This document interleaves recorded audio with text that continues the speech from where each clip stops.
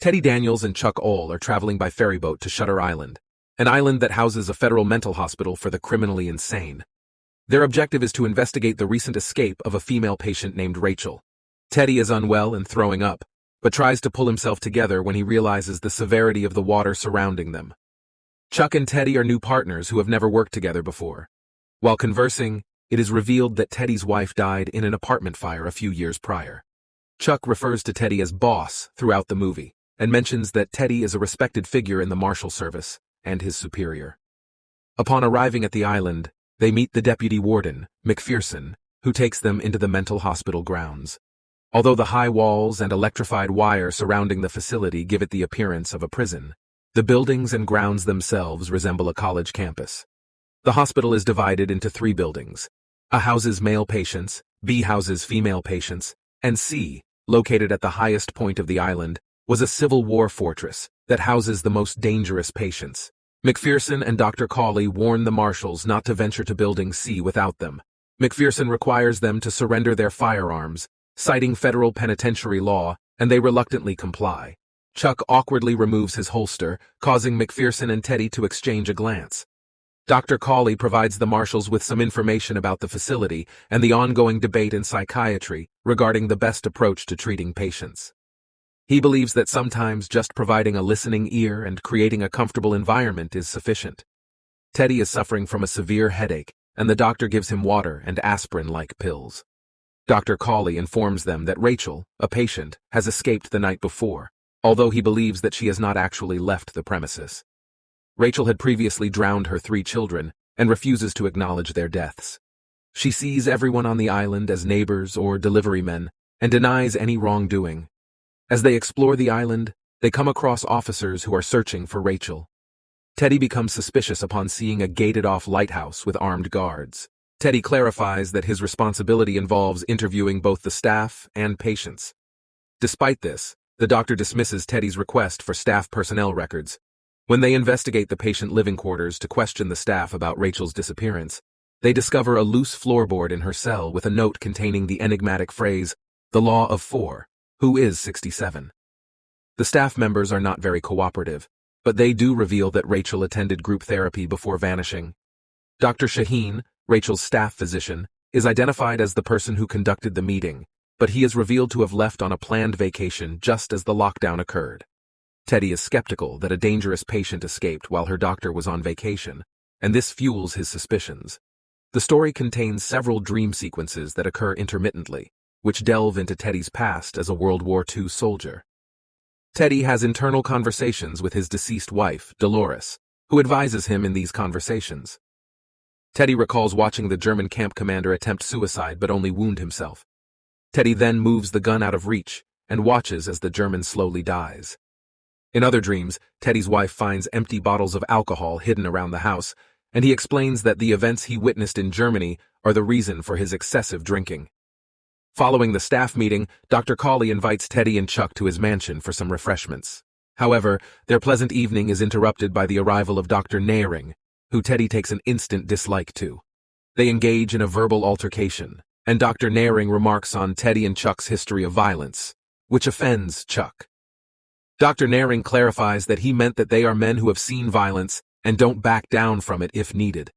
Teddy becomes incensed when they discover that the board of directors won't release the staff's personnel records, and he threatens to abandon the investigation and report his findings to the FBI. The following day, Teddy and Chuck continue their investigation, but the stormy weather prevents them from leaving the island. They conduct several interviews with patients who attended group therapy with Rachel, but they seem to be unhelpful and rehearsed. During one interview, a patient quickly writes something down in Teddy's notebook, while Chuck is out of the room fetching water. After their interview with the patients, Teddy and Chuck explore the island and end up seeking shelter from the storm in a cemetery vault. Chuck asks Teddy if the last patient said anything to him, and Teddy shows him a note from the patient that says, "Run." Teddy explains that he has been trying to investigate the mental hospital for some time because he suspects a conspiracy. He tells Chuck about a man named Laetus who killed his wife and was sent to the mental hospital, but there was no paperwork for him. Teddy also mentions the possibility of government involvement in psychotropic drug research. Chuck becomes paranoid that they were lured to the island and that Rachel's disappearance was a setup to make them both disappear. Just then, DP. Warden McPherson finds them and takes them back to the hospital. They change into white staff uniforms and are given new cigarettes by an orderly.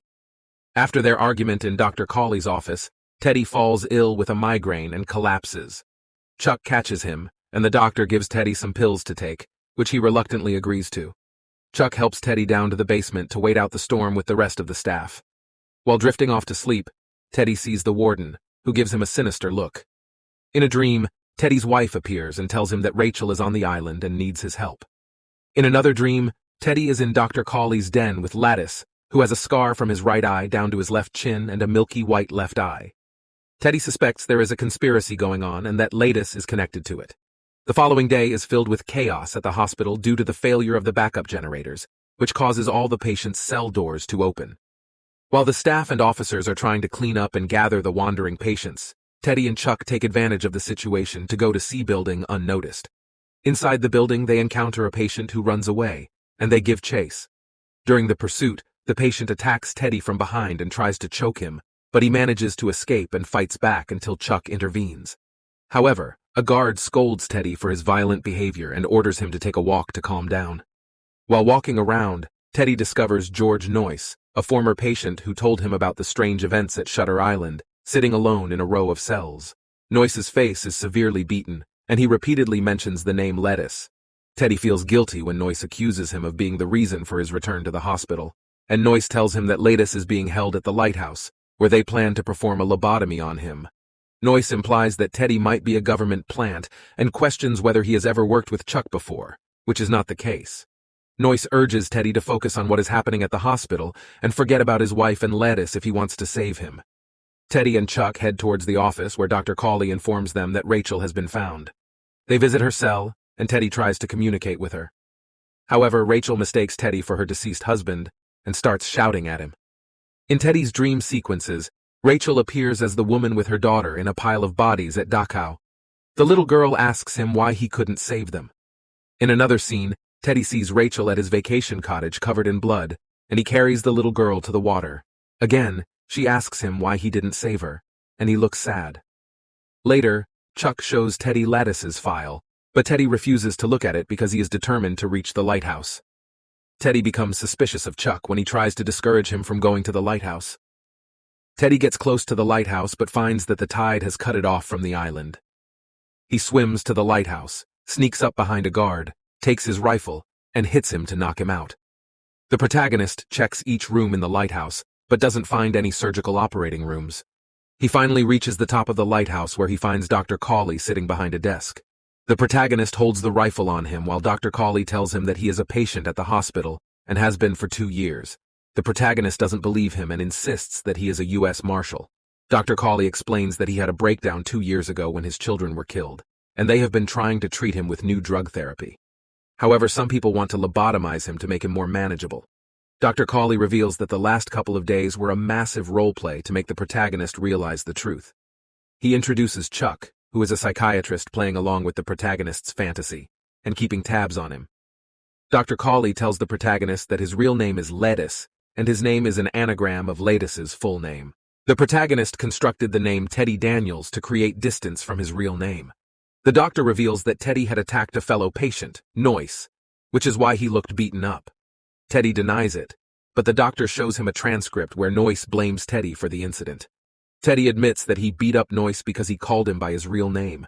In a fit of rage, Teddy grabs his gun and shoots Dr. Cawley. But to his surprise, the doctor tells him that the gun was a toy given to him as part of the role play. Dr. Cawley explains that Teddy has been trying to make himself the hero by erasing his own guilt.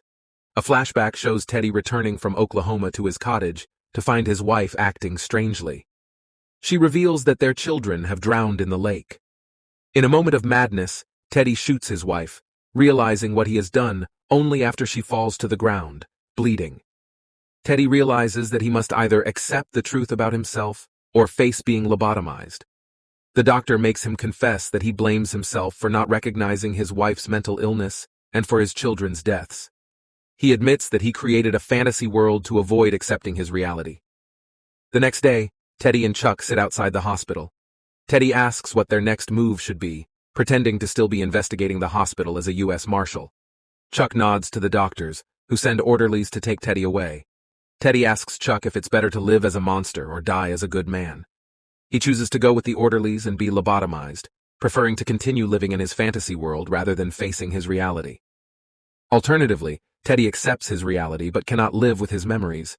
In the end, he acts out his fantasy and chooses to be lobotomized, effectively being cured of his mental illness. However, he still cannot bear the weight of his memories and willingly submits to the lobotomy, ending his life as a good man.